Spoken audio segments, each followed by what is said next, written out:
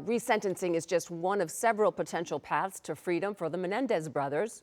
Joining us to discuss the options is legal expert Joshua Ritter. Thanks so much for joining us again. Thank you for having me. One of the big questions I'm wondering is they've been in court now for a while. We saw Rob Hayes a minute ago, no cameras, nothing in there.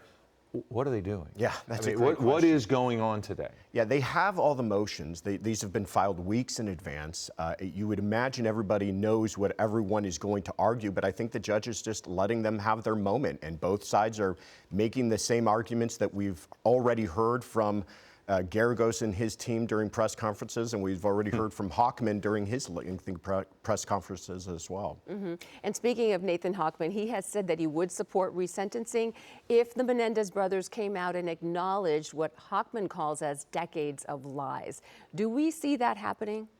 Yeah, that was quite a challenge that he left for them, and it was interesting. I don't see that happening. I think that they're not going to take the bait on that one. But he did say, listen, we will revisit this entire thing if you're willing to admit that you have basically been lying to the public and the court and everyone else for decades. But see, that leads me to my question. Resentencing, and for people that might not know this happens all the time, changing of laws here in California. I came across a man who'd been convicted of murder, life without parole. They resentenced him because he didn't pull the trigger. He was involved in a crime where a murder committed. Yeah. So it changed to robbery. They just, boom, all of a sudden he was let out. Right. That happens.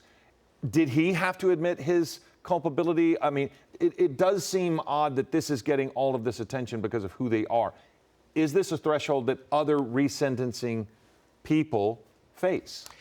It's a good question. In the case that you talk about, what you're likely considering in that case is a change in the law. So some sort of way that the law has changed since that person was sentenced. Now we're taking a look back on that and deciding that we're going to resentence that person. Here, there has been no change in the law. This is not a legal reason that they're bringing this resentencing motion.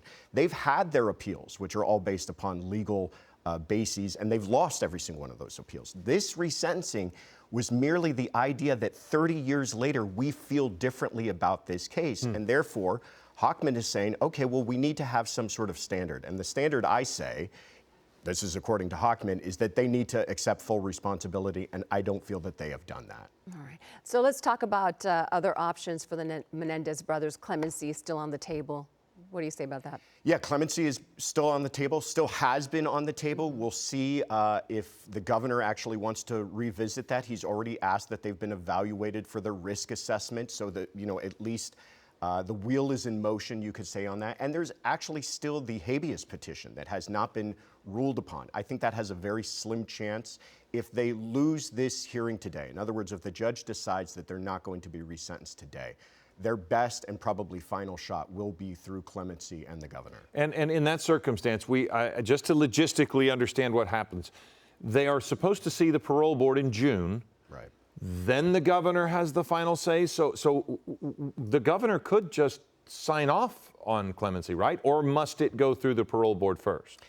It doesn't even have to go through the parole board. He asked for the parole board to do a risk assessment of them so that he could evaluate their conduct since they've been in prison and make an informed decision based upon that.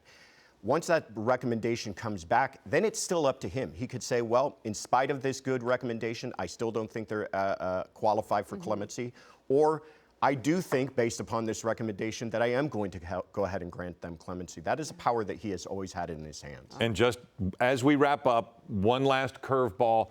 Even if they are resentenced today, they still might not get out of prison because at that point, then they still have to go to the parole board too. Yes? You're absolutely right. So much more to come. Right. Thank you, Josh, for joining us.